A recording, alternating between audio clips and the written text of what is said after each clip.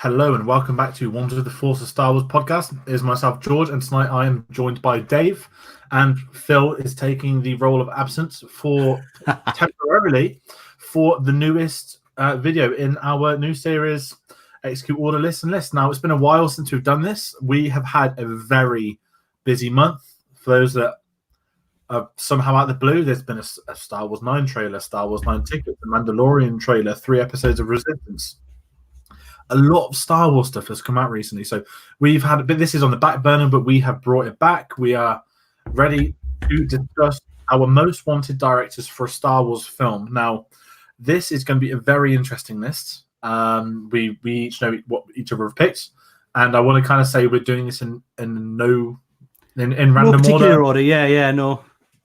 So first of all, how are you tonight, by the way? Yeah, very good. I think you're right. I think there's been so much kind of Star Wars content out there for us to talk about. This did take a little bit of a backseat while we've done that and caught up. And I know Mandalorian, that isn't coming tonight.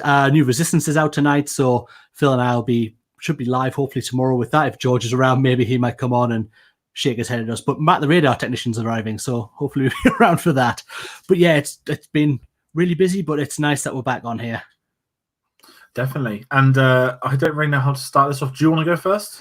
Yeah, so I thought we'd actually start with we each gave a list of sort of 5 directors who are in sort of our want list to come onto Star Wars. Not people who've already maybe directed some of the previous films, although there might be a little bit of a crossover into that, but people who want to come onto the new films that Disney do going forward after 9. So yeah, the only one that George and I sort of shared,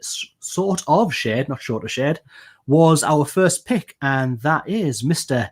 Edgar Wright. Yeah, so do you want me to jump first? So Edgar Wright, he is, for those that don't know, he directed the Cornetto trilogy, Shaun of the Dead, Hot Fuzz, World's End, Scott Pilgrim, Baby Driver, new film next year, Last Night in Soho. For the British people know what Spaced is. He is the brain behind that. He is probably one of the most consistent directors in the last almost 20 years now, we can say, I guess, can't we? Edgar Wright is... I've listed them films, but I think the main thing is he is a big fan of film. Yeah. He is a Tarantino-esque. He's seen thousands of films. He loves film. He will see any film that comes out. And he has a love for this franchise, and he's best mates with Rian Johnson, which also helps. That's my initial sort of intro to him.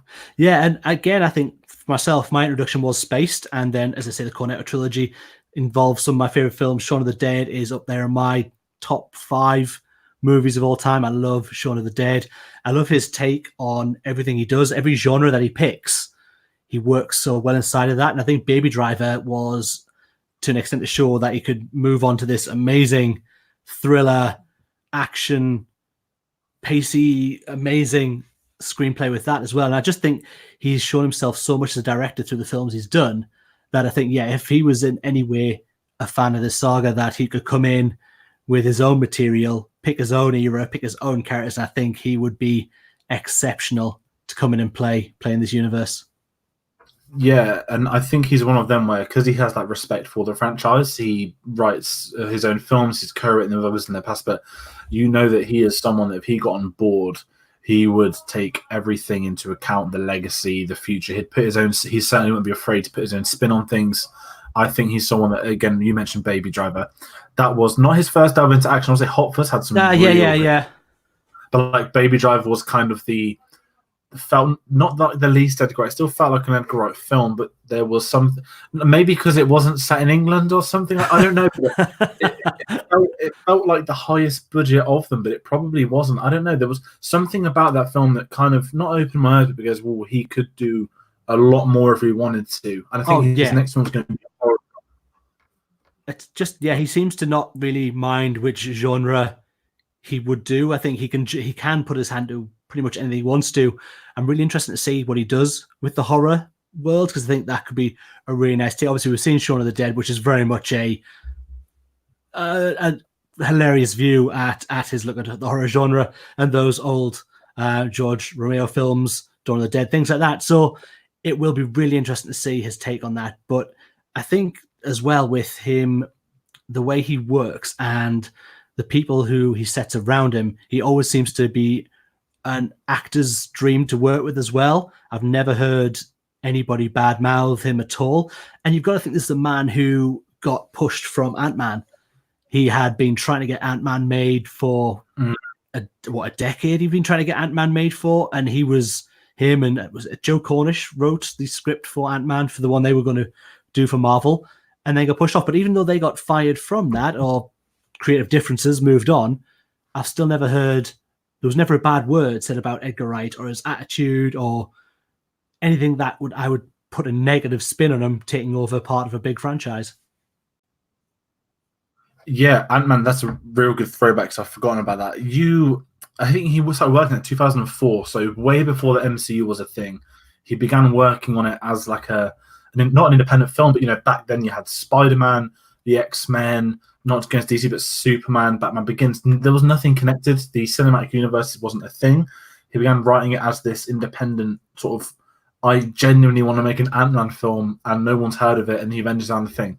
Yeah. It was so much, and when you watch the first Ant-Man, I mean, he cast all of it. I think this is a big thing. He cast the entire film. Yeah, Paul Rudd, I think, said specifically came on for Edgar Wright. Yeah, he wrote it up to the second last draft, where that's when the creative differences ensued, which was obviously the cinematic universe tie-ins. They kind of said it was the obvious issue, and I think it was a case of Marvel.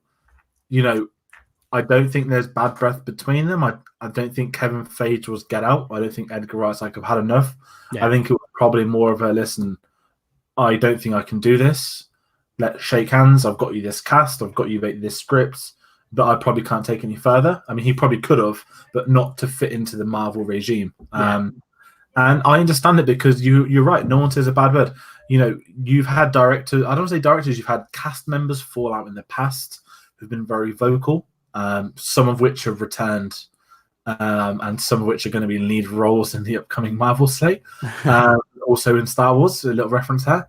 And you've got some that, go about their business and whatever. So it didn't surprise me that, he's kept his cool. Like he said, he's a respectable guy. He probably enjoys the Marvel films. I don't think he's weighed in on the Scorsese debacle yet. Yeah.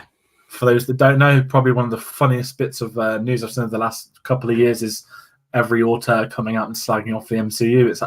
I actually kind of love it, even though I like Marvel. I completely forgot about Ant-Man. And the other thing is the abundant difference is Ant-Man 2 is not as good as Ant-Man 1.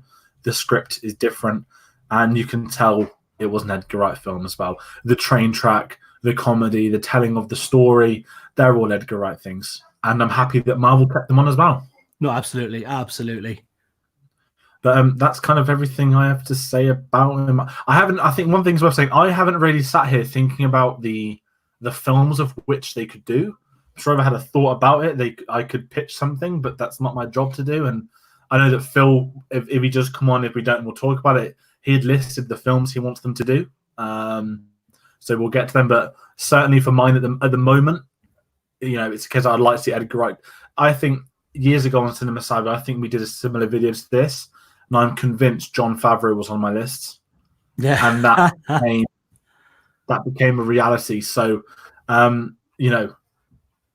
really know, but I'd love to see Edgar Wright do Star Wars. Yeah, I think I'm the same as you. I mean, I've got some ideas as we go through. Maybe I'll speak about what kind of thing I might see them with, but a lot of this is just kind of me going, yeah, these are the directors I'd like to see because of their work they've done here. So yeah, that's a lot of what mine is as well. I don't know if you want to go to your next pick, my friend. Yes, I shall. So the next one I'm going to go for is James Mangold. Now, for those that are not aware, I actually forgot until I actually messaged this earlier. James Mangold may have been attached to a Star Wars film already. They're not making any more. James Mangold is the director of Walk the Line, the Johnny Cash biopic, most famous for Logan, and he's just done the upcoming Le Mans 66 / Ford v Ferrari film. This is a guy that I think was it the Boba Fett when there was rumors of an Obi-Wan film. There was rumors of a Boba Fett film that was going to be James Mangold. That's exactly the rumor that came out. Yeah.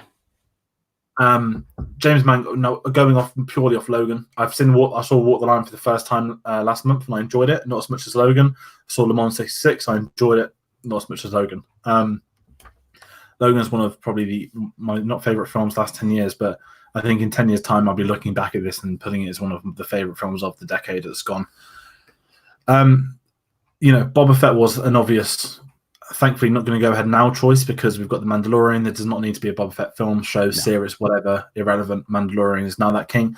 James Mangold is someone that can do action very well. He can write dramas very well. He can combine the two together. And I would just like to see him on a Star Wars project. I think his ability to work on location, a lot of Logan's on location. Le Mans 66, he shot it in multiple places. Walk the Line, I mean, it was all authorized by Johnny Cash before he passed away. The pre-production, he was very much in with them. He's a very good director that I think can get the balance right of drama, action. I wouldn't say comedy, but there can be funny moments when need be, especially in the Le Mans film. I think he's a guy that takes a film and he just makes it great. And I think him having the license of something like Star Wars, where there's this vastness of potential, he could easily do something that would have you hooked from the first 5 minutes up until the final few scenes. I think he's a director that is going to have many good films ahead of him. I mean, he was nominated for Logan. For what did he write? Logan? Sorry, was he adapted? I know he was adapted for Best Screenplay at the Oscars, but I can't remember who wrote it. But, to be honest, I'm not sure if he had how much he'd had influence on the writing. To be honest, I don't know that offhand. But I mean, where I go with this choice is he co-wrote it. Co-wrote it. Sorry. So, how many times do you ever see a comic book film get nominated for adapted screenplay at the Oscars? It's quite rare, and I think he's a director that he's worked with Christian Bale, Matt Damon, Hugh Jackman, Joaquin Phoenix, to name a few. He has got a success with the films he picks. He's got a good track record, and I honestly think that whether it would be like a live action film or a series, you could see him taking an idea, maybe an original idea, maybe off some expanded universe or something. If he got an idea and put it through production, it would be fine. And when I say fine, I don't mean like, oh, it's just average fine. I mean fine as in that is very good fine. Yeah. Like fine dining. I think, my only take from obviously is Logan is one of the only films I've seen by him. But if he can get Logan that right on an X-Men franchise, that let's not hold any lies against it. It was dying its last breaths, and he got hold of Logan and probably breathed new life that it maybe didn't deserve at that point. It wasn't its way out, but it's so well done, so well executed. The story is superb, and the direction of it, the actual look of it, it's just an outstanding piece of cinema. Logan is, you're right, is right up there. In certainly in the superhero films, I don't think it gets much better than Logan. No, I think I've had a list going for like 6 years, and every single time I see a comic film, I put it in the list and rank it somewhere. And every time I update it, the list changes. But Logan's has sat in that top 5 for 2 years. And when there's like almost 100 films, which there are nowadays, it is going to stand the test of time. And I think it was a simple story of in theory, a father and a daughter. But it had you gripped. It had the legacy of Hugh Jackman's character. As you said, the X-Men were dying. He did the Wolverine in 2013, which I thought was very good. You could tell he wanted it to be sort of R-rated. Not that R-rated needs to be a thing, but there was certainly, the Yakuza, the violence, the gang stuff. That was so interesting. And then the film was ultimately, I don't want to say ruined because I really enjoyed it, but it had that comic book. We have to have a big fight to end the film, and that ruined it. Whereas Logan went the opposite way, and let's just keep the story going until the end. It was one of those. Yeah, so I completely agree. I think it'd be a great fit for Star Wars. I'm going to move on to my next choice, and this one, it's kind of weird because my next choice for myself is Ridley Scott. Now, it's kind of tough when I think of Ridley Scott. One, he's from up here, so that's always good. Northeasterner, get him in there, get him working, because we in the Northeast need that.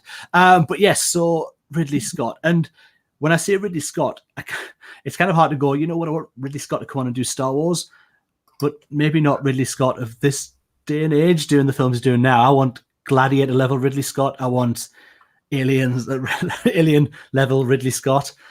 That is the kind of brilliance that I would love to see come into Star Wars. The fact he's worked in the space genre with Alien is great. I mean, we're not talking about Prometheus. I don't think we need to because it's just not great. But Alien was so astounding and came out around about that same time as the first Star Wars movie came out, and 2001: A Space Odyssey was out, so they were fairly new to the genre, and he did it so well that I think if he could put that sort of feeling back into it and as much heart as he had, I think, for Alien, and the level of expertise that he's using, because Gladiator is one of those films that it's just outstanding. It doesn't get old watching that movie. I love that film. And I'd just like to see him back with a big bang. And I think he really deserves to go out on a big picture. And I think he'd be excellent at coming in and doing a Star Wars movie. Did you see The Martian at all? I love The Martian. Because that was the best film he's done. I mean, every single Ridley Scott film that comes out, the trailer always says, just like every Terminator 3, because there's now been like 5 of them, the trailer will always say the best Terminator since Terminator 2. Every Ridley Scott film for 12 years, 18 years, has said the best Ridley Scott film since Gladiator. I love The Martian. Prometheus, I don't hate as much as everyone else. I don't enjoy it a lot. I think I read an interview a month before it came out, him saying this isn't an Alien prequel, don't go and expect ties to Alien, and that kind of killed the film for me. So I was kind of done with it. And then I won't forgive him for getting Neil Blomkamp's Alien film cancelled, which has just made me realize I forgot to put Neil Blomkamp on my list of 5. He's the guy that on his day, he is phenomenal. I think he still has it in him. The Martian was very good. I think his issue is he's kind of done a James Cameron and he's tied himself to this one thing so much. I don't even want to say it's like a George Lucas thing with the prequels. This is far worse. I mean, not the prequels, there's nothing bad about them, but you know, the one man versus the world kind of similarity, I guess you could say. Yeah. You know, Star Wars people loved it. Children grew up loved it. George Lucas was right. He proved everyone right. The cast say that now. The Alien prequels, no, but he's put so much time into them, like Avatar 2, 3, 4, and 5 with James Cameron. It's like, give up. Please do something else. You're good enough to do something else. And that's the sad thing, is that I think it'd be very interesting to see what he do, because he's got a lot of creative freedom as well. So I'd be intrigued to see what he could do if he had a chance. Absolutely. So I am going to use this to segue into my next pick. Now, this is a director not many people have heard of. This is Joseph Kosinski. For those that don't know him, he directed Oblivion 2013. However, his standout piece to me is Tron Legacy, his directorial debut. Now, Tron Legacy is one of, I kind of want to say one of my favorite films of all time. I don't think it's in there, but it's one of the, I guess I could say, most important films of all time, from like a perspective that it was the first ever film I saw in IMAX. I genuinely hadn't been, I mean, it was a couple years after done, but visually, I hadn't been attached to a film like that since The Phantom Menace as a 3-year-old. That blew me away like no film has done since, visually and technically. I want to see him do Star Wars based on Tron. He is a former architect. He has a degree in architecture, and he became a film director. So when you look at Tron Legacy, the design of anyone, have you seen Tron? I don't know. I've seen bits of Tron. I didn't see the whole movie, I'll be totally honest with you. So I have seen Oblivion, which I did really enjoy. Yeah, Oblivion. I like Oblivion. It's not, I didn't prefer it as Tron, but I enjoyed it. I liked it a lot more than others do. And obviously he's doing Top Gun 2 next year, so he's got the Tom Cruise connection going still. And he's crazy to let Tom Cruise fly a jet and film it. I think what it is, it's more the world building that I would just love to see him in. I think the fact that he was an architect, he came into Tron, obviously had a production team on it, but he had design input into these buildings. He knew how to build these buildings visually. He helped them out. I would just love to see someone do that with Star Wars. I think Oblivion was another good sci-fi, felt like its own thing too. I would just like to see him be given a blank canvas. Do you want to create your own planet? Do you want to do this, that? He could visually get that right. He's worked with Disney before. I think Disney liked him. Unfortunately, they ruined Tron 3, which was meant to go ahead, which will never be forgiven. They had filming dates. They had props being built, studio, everything. And because Tomorrowland failed, which has nothing to do with Tron, Disney axed Tron 3. Now, I held out hope that one day we might get it. I don't think we will. But he is someone that I think could really get a George Lucas vision and be like, this is how I'm going to do it. Yeah. I don't care what it is, whether it's Old Republic, something futuristic, something set in this, not in the Skywalker saga, but, you know, this time era in this point. I think you could give him a Star Wars film. I think he would make a fantastic film, a beautiful film at that. Maybe he's not tested enough on scripts, performances, whatever, but I would just love to be transported back to that. I mean, I'm in awe watching them all anyway, but when you're going to get something so visually incredible that you're going to go, whoa, I think he's the guy that could really do that. Nice. I love that. And I think that's the perfect thing. I think the way, I say, I've only seen Oblivion to kind of base it on, but the visuals that he presented in that, I think gives you enough idea of the scope he could bring to a Star Wars movie. So yeah, absolutely agree with that choice as well. Definitely. So with my next one, in our list, the only female that we've got who made the list, which is mine, and that is Patty Jenkins. A name people will know because of Wonder Woman, I think mainly, but also she directed Monster as well with Charlize Theron back in 2000 and early 2000s, about 2002, 2003, I think. So yeah, she has made my list, and to be honest, the kind of reason it's up there is because of Wonder Woman, I think mostly. And the reason for that is when you look at the slew of films that the DC expanded collective universe thing they were building was failing really badly.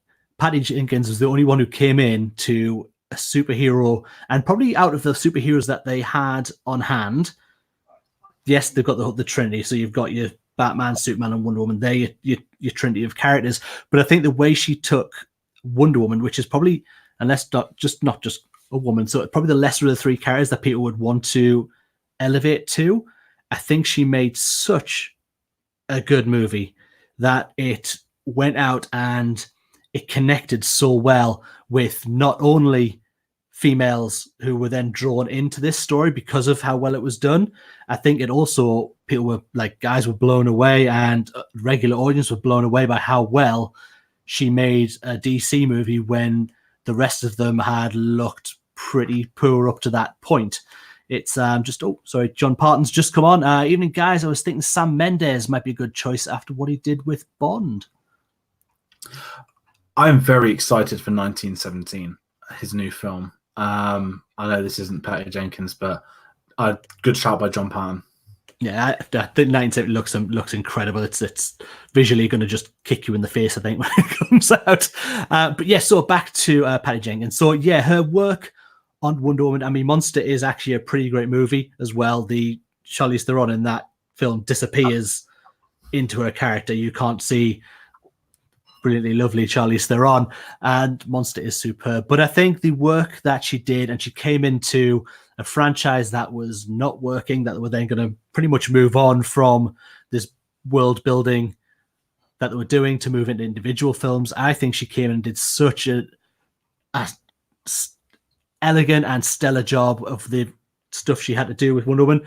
I would absolutely want her to come in and build around in the Star Wars universe. I think Wonder Woman is not underrated, but I think because of what happened with DC, not people want to try and forget about the DCEU. Yeah. But the beauty of Wonder Woman was that only the opening and closing scene tied into the larger DC universe. They could ignore the shared universe, which I'm intrigued to see how the next one does, because I read that they've given her a lot more creative control, a higher budget. There was a big drama where they were trying to pay her peanuts, and Gal Gadot came out like, no, I'm not going to be in this film if you're going to pay her a rubbish amount, to put it lightly. Yeah. So Patty Jenkins sort of cemented it, and I've not seen Monster, so I wouldn't have to comment on that, but Wonder Woman was the first one I've seen her do. I did enjoy it a lot, more so than the other DC films. I think absolutely. My favourite from all of them, so as in from the EU, not all of DC. Yeah. But I'm excited to see Wonder Woman 84 because I spent a lot of money. Was it 2015 or no? Was it 2017? Wonder Woman came out. Oh, I can't remember. Wonder Woman 2017. Yeah, it was. New ones next year, 2020. 3-year gap. You know, normally these days it's 2 years. So had the extra time. They obviously delayed it till June. It would have meant to come out, I think, this week originally, and it did finish filming last December, which is bizarre. But it's got Pedro Pascal in it, our Mandalorian. So that also helps things nicely, but I'd be intrigued. I'm intrigued to see how Wonder Woman 84 comes out. I think the trailer should drop soon as well. I would have thought so. With it being June next year, so I would have thought we'll get that shortly. Maybe after award season sort of got its way out the way at the end of this year and beginning of next. But yeah, so that was my next choice of director. Now I'm going to go for maybe the romantic choice here. I've gone with Steven Spielberg. For those that don't know, he was meant to direct Return of the Jedi. It's a well-known fact. George Lucas fell out with the not the AFI. He fell out with the SGA, the Screenwriters Guild. SGA is one of those, like the guild, the screener things, because it was all over the crawl in Empire Strikes Back. They basically said you are not allowed to have a single director that's on our books, and out went the dream of Spielberg doing Return of the Jedi. He did rumored direct a scene in Star Wars. Yeah, it's the swinging on the big stick in the lava as it's falling into. That was apparently Steven Spielberg. It's in the documentary, I think, where they're talking about it, where they say, "Oh, today your scene's going to be directed by," and he says it's going to be Steven Spielberg. How much of that he was there to shoot, we'll never know. If it was a scene, if it was the whole sequence, it might never come out. But yeah, he has dipped his hand to Star Wars and very much nearly had Return of the Jedi. And I think Revenge of the Sith, what did they say? The rumors as well that he helped George Lucas not rewrite it, but I think obviously those that don't know, they're best friends. I think Spielberg was the only one that backed Star Wars in '77. Well, the original screenings before the FX finished, it was Spielberg that says George Lucas, this is going to be amazing. And there's the famous bet where Lucas bet that his Close Encounters. George Lucas did a bet that Close Encounters would outgrow Star Wars. Spielberg bet that Star Wars would win. Star Wars won. Spielberg was right. Then they do Indiana Jones. The rest is history. He is just someone that he makes sort of not 2 films a year, but when he does a film, he does 2 films at the same time. He's doing Indiana Jones 5, so he's in with Disney still. I would like to see him to do Star Wars. I don't know. I don't care what it is. Just get this man on a Star Wars film. It's not his legacy to do it, but in the same way that we want John Williams to, we want him to retire. We're not forcing him into retirement, but if John Williams' swan song was episode 9 on the career he has, that would be one of the most remarkable endings to a career ever. Not that Spielberg has the same attention to Star Wars, but he is certainly capable of making a fantastic film. It could be anything. It could be a drama. It could be action. It could be family. It could be friendly. It doesn't matter what happens. He would do it. Kathleen Kennedy would be reuniting. I don't even know. He is, to me, the greatest director of all time. I've said that many a time, and I wouldn't ever change a thing about Return of the Jedi, but I would have loved to have seen what he wanted to do with it. Oh, absolutely incredible. To be honest, I kept Steven Spielberg off my list only for I knew someone else would put him on there. It had to happen. You're right. For him to have come in and done any Star Wars, yes, his Jedi vision, I'm sure, would have been great. It would have been, he's the emblem that he has, which is their family sort of seal of approval that they only put on certain films. I think it was Super 8, maybe the last one that made it under the emblem that I can remember, that I can think of outside of his own films. And anyway, maybe he was tied in with JJ for a while, wasn't he? Because I think those two got on very, which also helps his case. But I just think you're absolutely right. If anyone was going to come into the Star Wars universe, then Steven Spielberg's name has to be right up there. And you're right, his relationship with Kathleen Kennedy is probably essential to that. If it did ever come into the fray, I think that would be essential part of that, of bringing him in. And he could, do whatever he wants. Just give him any era, any character, let him go play and make a Spielberg movie, because when are they ever bad? Maybe 1 or 2, but no, in the majority, when are they ever bad? I mean, he released Schindler's List in the same year as Jurassic Park. Let that sink in. Not only were they the 2 best films of the year, but they are 2 of the greatest films in the history of cinema. They couldn't be more apart. He filmed, he edited. There's a famous interview. Obviously, those don't know, he had I think he got a depression after filming Schindler's List, as any sane person would, having to commit into some of that. I think he said the worst mistake he made in his career was doing post-production on Jurassic Park at the weekends in which he was filming Schindler's List. The fact that he was able to still pull them both off, even with that, is remarkable. And very rarely does a director do 2 films in 1 year, but he consistently does it. And I mean, Ready Player One came out within 3 months of the post. Yeah. He knows how to do it. He's great at doing it. I would just love to see it happen. Actually, I say evening to Chris James as well, who's come on, and just as he's been saying that it says just a protege of Spielberg, but that says JJ. He's correct himself in the comments. But absolutely, JJ is a protege of Spielberg, working the same kind of way. Started with a 8mm when they were young, making films from when they were tiny children. They'd make these movies themselves in their backyard with their friends, and he works very much. Spielberg was very much his guy that he looked at. So it's been really nice that we get to see that. JJ coming back, I think, is very much. It's hard to say that we get the same kind of movie from Spielberg, but I do think, you know what I mean, you'll get that sort of same feel of a movie as well from JJ. Definitely. So on to my next choice, which is, I give it's a weird one, and I can only kind of put it down. This is Roland Emmerich, and you know what? When I was thinking of directors who I would put in, thinking, I wonder who I could do. Roland Emmerich wasn't in my sort of top few names, but then when I took out, I'll take out Spielberg because someone else will talk about him. Cameron, Phil's got him. If he gets online, we'll talk about that in a little bit. And you know what? For all Roland Emmerich is, and as bad as the second Independence Day was, I do love 2012. I love the original Independence Day.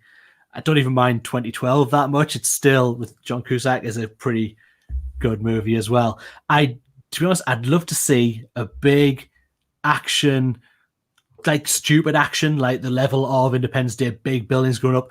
I'm thinking Clone Wars with the Zillo Beast, just that sort of getting out encouragement and devastation around it. And I think it would just be a really, really fun. That's all I'm looking for. Something stupid I could sit with, like, and be Star Wars and not have to really be into all the characters getting out. Just something set in the Star Wars universe, smashy, breaky, probably have the Rock in it. That sort of that would be awesome. By the way, actors in Star Wars films is what's coming next. And we'll just talk about literally the Rock in every film. That's literally my only reason for seeing Roland Emmerich, is because I want to see a really smashy, breaky Star Wars movie. Have you seen the trailer for his new film? I have not yet. No. So it looks like one of the worst films in history. But it's like not Vietnam. It's World War II, Pearl Harbor, Japanese. Oh, I have. Yes, I have. Yes. Where the top? Yes, I can't remember. A plane that vertically goes up until it runs out of altitude, then spins around, comes back down, full acceleration below. When I saw the trailer, that's something like I think you do get it in a couple of, not Star Wars films, but certainly TV. And your prediction is kind of like, I saw that trailer at the cinema, and then here we are talking about Roland Emmerich. So, come on, Star Wars. We want to sit back, we want to chill out, we want to have a laugh. Like, we love the prequels. The prequels are one of the greatest trilogies ever made, and you sit back and you love them for what they are. I say that was literally all I kind of want. Like you say, like The Day After Tomorrow, stuff like that. That's Day After Tomorrow. I say it's a guilty pleasure, but it's not. I absolutely love The Day After Tomorrow. I think it's a really well done film about a freezing New York. If anyone hasn't seen it, go watch it. It's excellent. And I just want a big movie really over the top, where you don't have to worry about it being, oh well, that character wouldn't do that. Just smash up a city with a big beast and it being the Star Wars universe and stormtroopers getting thrown about. Perfect. Popcorn fodder. That's what I'm looking for. So my next one is the complete opposite of all of this. Yes. My favorite my favorite film director, who probably will go on, hopefully, to become the best director of all time. This is our Lord and Savior, Christopher Nolan. Those that don't know, he's done the Dark Knight trilogy, The Prestige, Dunkirk, Interstellar, Inception, you name it. He's probably one of the most influential directors of the last 10 years in cinema, at least. And his new film is coming out next year, and I cannot wait.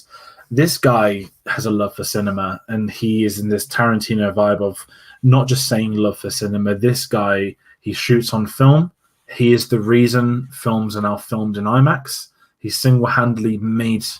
someone probably would have after, but he single-handedly made this format for motion pictures, not just for documentaries, which they believe once were, and animations. He's like, why not just do IMAX for film? And now look at where we are. IMAX fully for Avengers. IMAX everything. We're doing midnight IMAX for Star Wars. This guy had the shot. I mean, personally, the one thing I want to do with Bond more than anything, that's kind of been his CV. Everyone always says, "Are you doing Bond?" Yeah. This guy, he's said Star Wars was one of the biggest influences on his career. He'd go locations, live action. He'd probably find a way to build a real lightsaber because this is someone that I would just love to see. I don't think it'd ever happen. I think not that he's too big for Star Wars. I think that's a horrible phrase to use. But I just couldn't imagine it because it would obviously put me into overdrive. The hype I wouldn't live. George might literally explode. The highlight of watching Suicide Squad was the 1 minute teaser for Dunkirk that came out a year after. He to me, it's a match made in heaven. The cast that not only the repetitive cast he takes from his other films, but everyone wants to work with him. I would just love to see his take. Don't care what era, don't care what he wants to do. Even if he wanted to remake The Last Jedi, he could. Not that he would. I'm that behind him. It would be, honestly, to me, the tip of the iceberg. The films that made me what I am and the director that made me do film combined, that would just be unparalleled. I don't care what. I could see him not doing a Rogue One, but if he was to sit there and take it, I see him as a guy that loves cinema. He'd be like, well, I would like to do my take on something that happened here. Yeah. He'd have nostalgia, but he'd have a mix of his own take on it versus something else. Maybe a world between worlds, whatever they were. He's the kind of guy that would take a risk with something so out there. He would be the guy, like Inception, he will find a way to do it. He would write it. It would be a dream. And no way on earth would Disney risk getting rid of him. And John Parton, again, has commented there, just saying Nolan would be an inspired choice. And I think you're absolutely right. Chris Nolan would be such a nice fit for Star Wars. I just think there are so many stories he could tell. And the way he tells his stories, no one does it like him. I just can't see how anybody could do anything like that. But you know what? He would make an amazing Mortis film. Oh, that's right, Mortis. He'd make you love Mortis. That's how good it would be. You and Phil would love it. You'd be like, "This Mortis thing's the best in the world." I couldn't put it into words. Like, do you have a thing with him as well? If you look at any director, like, not even to me Spielberg, well, he probably does, but Nolan to me is any director that can walk into a studio and be like, "Here is my independent film, but it's going to cost $250 million. And I'm going to do it all on IMAX." They'd be like, "Yeah, no, do it." Because he is one of the few that has a gift of having a very not over-the-top fan base, but there are certainly some of them in that fan base. He has that. He has the general audience that knows who he is and likes to watch his film. And he has critics, and he has not won his Best Director Oscar yet, which he should have, but he has he always gets nominated for Oscars. He has a gift that very few have these days. Yeah. And any project he has an idea for, he will pull off. He put Harry Styles in a film, and he made Harry Styles good. And it was so good that Harry Styles said he was quitting acting because he got hurt too much on set. That happens when you join a Christopher Nolan war film. I would just love to see, imagine him doing not a cantina scene, but here's the 20 species, it'd be all makeup. He'd do everything, practical effects. It'd be wonderful. He'd probably build a real Death Star if he needed to. It really would. I just think an absolute, it's like, it was said in the comments by John that, he'd be an inspired choice. I just think he would so well. And he has, again, a really great relationship with the casts he brings in, the actors that he's available, that will come to his movies, even if they're a little out there. The cast of characters he could bring in would be absolutely incredible. I sent another comment from Chris James, said Gareth Evans would be his choice for him. And I would give that as well. I'd love to see Gareth Evans given another chance in Star Wars. The work he did in Rogue One, I think, is kind of undermined a little. No, that's Gareth Edwards. Yeah, but sorry. Evans. Did I say Gareth Evans? Sorry, that's my meme. I do apologize. Now I feel stupid. Evans is the Raid and Raid 2, aka the two. Yeah, sorry, yes. We've had the Raid guys cameo, and in The Force Awakens they did, yeah. I think I remember this because the day there was rumors they'd signed on to be in Star Wars, the entire world was there like, we're going to get a better duel than Duel of the Fates, and they ended up being Kanja Club. Kanja Club. Great name, but when I get the point of it. It was, oh, here's a little nod. We want the raid guys in it. I mean, the raid guys were in John Wick, and they even had good action scenes in that. Star Wars couldn't accommodate them. It's kind of crazy. Gareth Evans is a very, very, very good filmmaker. He is not. I'm not saying not being given the shot. He's just choosing not to do big blockbusters. He's every offer on the table, and he's doing what he wants to do. So, and I think that's a nice thing for a director to kind of do. You know what? Yes, you can throw this at me, all these massive franchises, but I've got films that I want to make before I start even looking at things like that. And it's I think that's still a nice thing for directors to do, where they're not just going to jump in to think, is there a Marvel movie free? And try and get into that sort of big genre film so that they can do a safe movie. I love directors who still want to take risks and don't just want to be in with these big franchises. Even if they think their movies aren't now going to get out into thousands of cinemas, you've got your Netflix, you've got your Apple Plus now, you've got Disney Plus coming, you've got all these different streaming services now where bigger and bigger movies are coming to that platform and a short cinema run, which is, so I think directors now are getting much more choice in the films they want to make. So here's completely unrelated, but a funny stat. Paramount refused The Irishman. They had it. It was on their slate. They dropped it, didn't want to fund it. Netflix picked it up. Same budget, 180 million. Instead, Paramount funded Terminator, Dark World, Dark Fate, Dark whatever. It's just grossed less this weekend than Terminator Genesis' opening weekend. Wow. Paramount, and I would much rather see The Irishman at cinema. Oh, God, yeah. I've kind of swayed away from your number one pick. Yeah, so look, we kind of came at this saying, look, we'll pick directors we want to see come in and make new Star Wars movies, but my final pick of this came out, and it's the maker himself. My pick was George Lucas. And you know what? This isn't now me going, I want him back in the frame or owning Star Wars again. That's not what I'm saying. This is me going, I would like George to now be given free license to go, right, George, if you want to make a new Star Wars film, write, direct, whatever you want to do, write, and just let someone else direct it. I'd love to see George Lucas come back and do a new movie and be given, not that he'd be then tied down to the Skywalker saga, which I think is not damaging to the direction he's had with the prequels, that he had to get these films sorted into a story point where he had to build into A New Hope.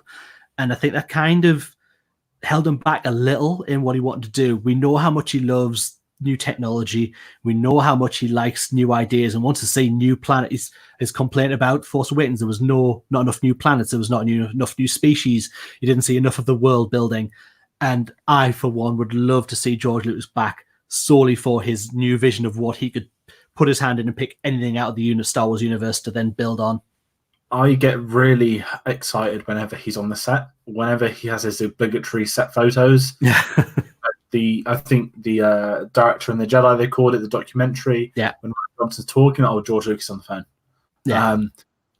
I'm happy you picked him, because if you hadn't, I'd have put him on my list. He's, it's his baby still. I don't care that Disney took it. This isn't a criticism of Disney, by the way. This is, he wanted it to go to Disney. He didn't want to be the one that did 7, 8, and 9. Yes, they ignored some parts of his treatment.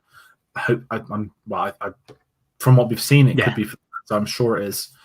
But ultimately, he still has the ideas. And, Clone Wars, when he was working with Dave Filoni, his protege, Dave Filoni, is in a seat somewhere where he could potentially direct a Star Wars film. He's doing TV. I would just love for Lucas to come back, even if it was for an episode of TV. Just this man coming home. It would be like Harrison Ford returning in episode 7. I'm home. I would also love to see, I'm sure he would fall out of Disney though. Not a bad thing. I would just love it to be like, well, I can't do his voice, but I could picture him on set. They would try and question him, and he'd just turn around and look at them and be like, do you know who I am? The sad thing with the prequels is that, to me, Rick McCallum was the issue. Of course, he said yes to everything. He never said no. I'm sure if he said no, he would have probably been binned.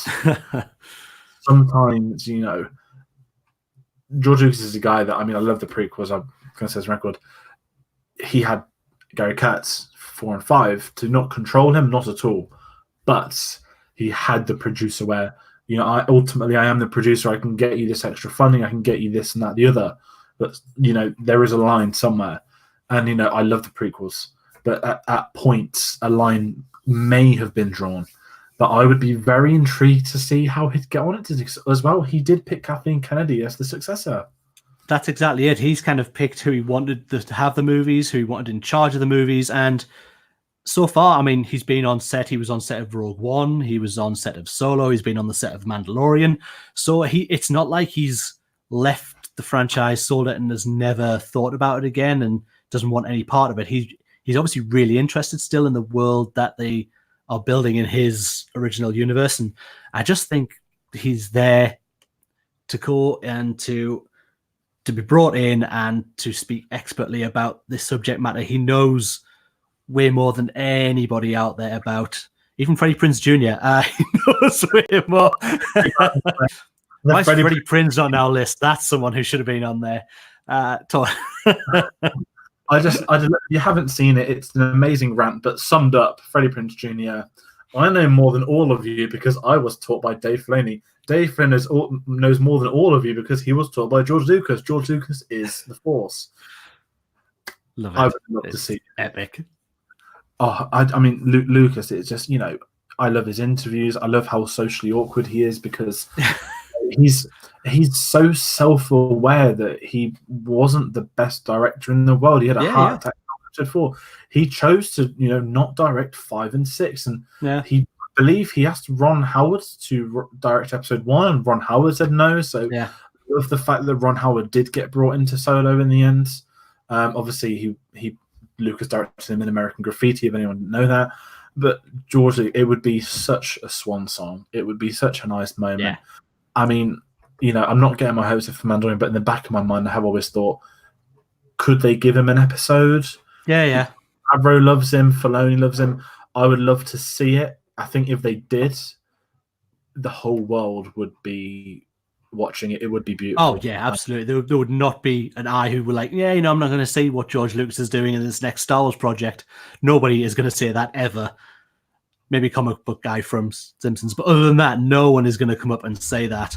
Hello there. One awesome thing. We do have Phil joining us. And actually, Phil, you've joined us just in time. George and I have literally just finished our list. We've just mentioned George Lucas as coming in and being my final choice of the day of coming back to Star Wars. So, Phil, really take it from here. If you want to take us, you have 12 minutes. So take us through your list, my friend.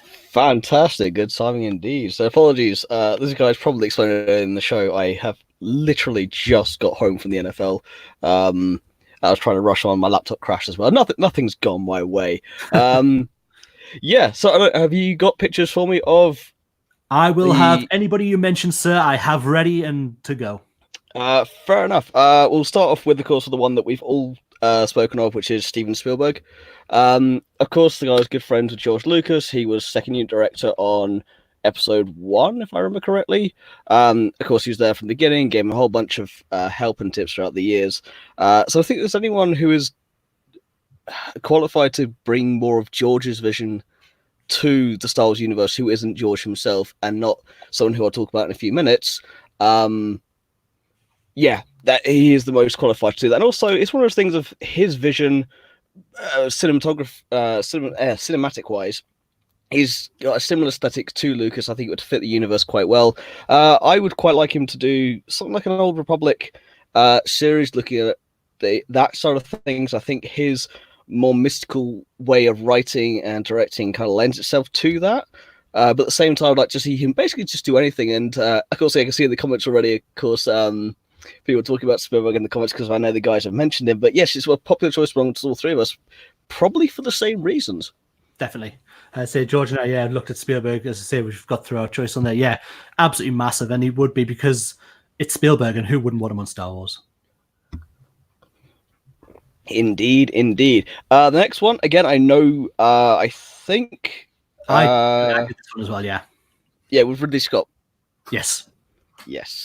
Ridley Scott. I put down for 1313 purely because imagine bringing Alien-style suspense and shots to the Star Wars universe in that kind of underworld 1313 kind of way. in something dark and gritty that would give it, like the Bounty Hunter, sorry, like the Mandalorian we've got coming up, but again, just a different take on it, and a different, depending on which era of Star Wars it is, depending which era we're talking about, is this the Old Republic, the New Republic? If it's, no matter what it is, it lends itself to being, again, something that could just be different on screen. And that's one thing we I want to talk about with my particular choices, is giving the Star Wars universe something that it hasn't had before. I think Ridley Scott would definitely bring something to that. And of course, he's just a fantastic science fiction director all around.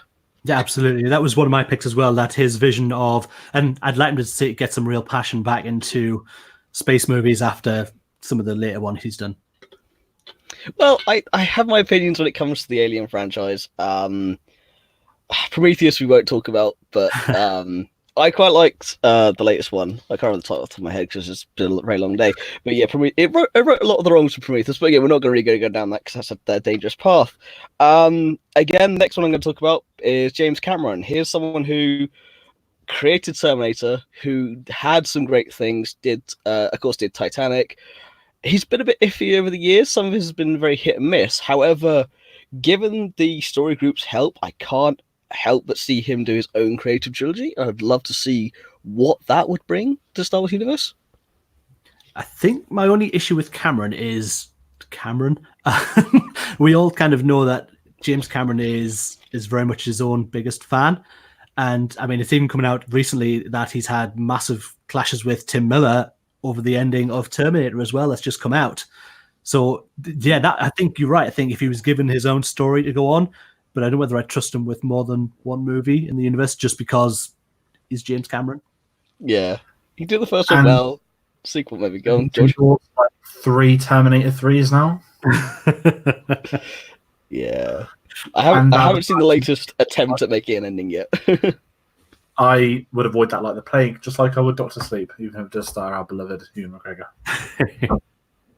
To be fair, I'm not a really big Stephen King fan, so I wasn't really planning on seeing it anyway. The next one on the list, I'm actually surprised that neither of you guys had, being Dave Filoni. I purely didn't pick because he's doing TV now, so I kind of thought Mandalorian's his baby. I won't put him forward for anything. And he was almost on my list, but I figured someone else would if I didn't, so I left him off as well and replaced him with Roland Emmerich. Yeah, so go ahead. Which isn't a bad choice. However, it's Filoni. I mean, do I really need to put much more into that sentence that it's Filoni? I would love to see him do a live-action Clone Wars film. When I say live-action, I mean actual suits of Clone Wars and actual battle droids, not the Attack of the Meh we had back in the day. Because it's the one thing I can't stand about the prequels. I love them to bits, but I cannot stand the CG clone troopers. It's like, give me actual suits of clone armor. Hey, we're getting super battle droids now, guys. Yes, we are. I know. Very excited. Is it going to be CGI though? I hope not. I want man in suit. That's all I want from it. But yeah, I mean, look, Filoni is George Lucas's protege. He has sat in the background. He's now done the animation stuff. He's now being given, for us in the live action with Mandalorian, he's directing the very first episode of Mandalorian that we're going to see. I just think he will eventually he's going to be given a movie. And if it's in the Clone Wars era, that would be awesome. I love the man. I think he is just the right person to be right up there in Lucasfilm. I just couldn't think of him walking away and being replaced by somebody who didn't really work directly with George. I think it's probably my biggest take back from it. Agreed. I mean, the guy is almost more instrumental in the continuing legacy of Lucas than J.J. Abrams in a way. Because J.J., of course, has given us the new trilogy, but Filoni had the Clone Wars, brought us Rebels, has brought us Resistance, is going to bring us back Clone Wars. Has had a hand in the Mandalorian. He'll have a hand in Obi-Wan as well. He's got so many things and so many pies that it'd be hard to see him not do it. Even if he doesn't direct one in the future, I think we'll still see him in the background in the story group, kind of putting his ways in there. Definitely. And then my last choice is one that was just... Now, this really won't suit the Star Wars universe, but yes, it's Quentin Tarantino. Now, this was purely... I'd like to see him do a serious film without the signature goal we've come to be used from. Just in a way of, I'd like to see what he could do with a different franchise and a different story, because the man can direct them. There's no qualms about that. The guy is extremely intelligent. He knows what he's doing.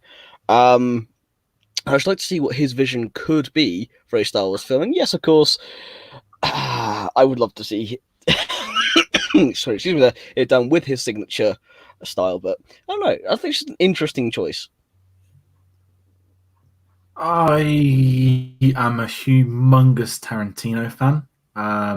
It's probably my top 5 directors of all time.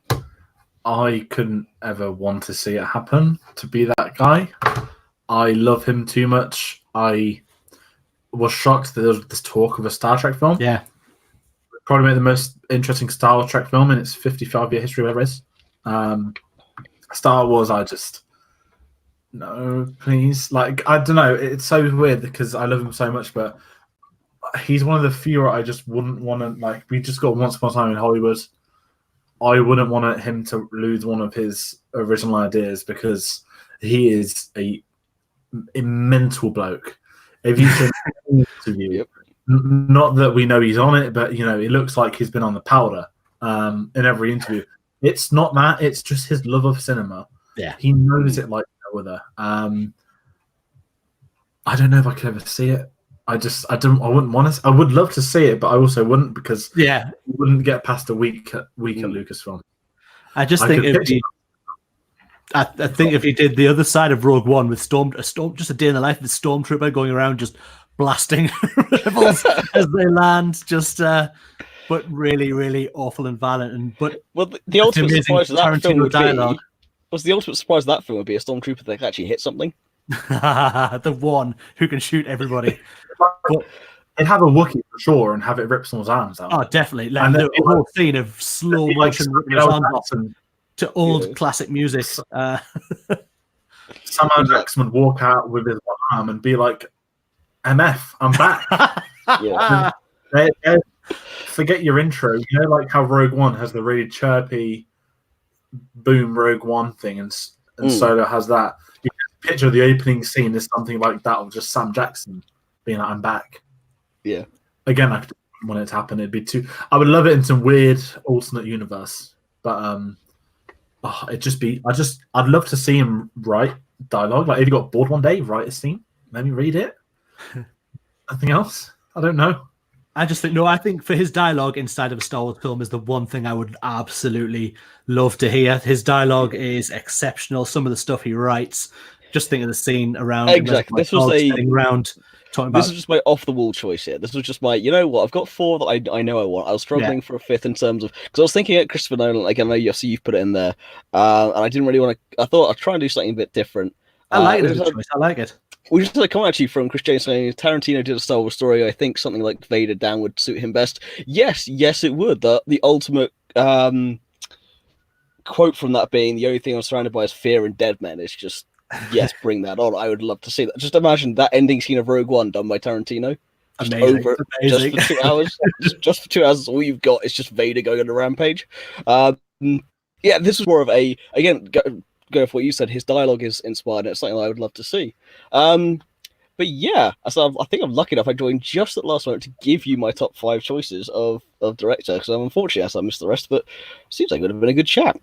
No, it's been a really good episode. It's been another good list. We will be back in, not next Sunday, but in a fortnight's time with another one, hopefully, and as long as there's not massive news coming out everywhere else. But yeah, anybody else got anything else to finish off before we close the show up? Just that with me. And I just want to say a massive thank you to everyone who's joined us tonight. John Parton, who's joined us in the chat, as well as Chris as well with their comments. Thank you so much for joining us live, guys, and being part of this. It does mean the world of us that other people are joining us when we do these videos. Indeed, it does also mean you have a professional to do the outro. I wonder how much you butchered my intro. It was an amazing intro. If when you hear it back, you'll be like, wow, it was so good. I don't think I'll be able to do it again. It's only the outros we can't do. Yeah. So, you might as well do it. Well, that's the only reason I've joined, is to give you my signature outro. Of course, don't forget you can join the guys on Wednesday for another show. I won't be around Wednesday, of course. For myself, I'm preparing for my trip for Sweden, so I won't around. The guys will be back, though. As per usual, just want to say a massive thank you. Don't forget to like, share, and subscribe. You can find us on Facebook, Instagram, and Twitter at Once the Force of Star Wars Podcast, at The Force Podcast. You can find the audio for this later on Stitcher, Podbean, iTunes, and Spotify. The video, of course, will be up on YouTube. Thank you so much for watching. We've been Once the Force. May the Force be with you. Good night.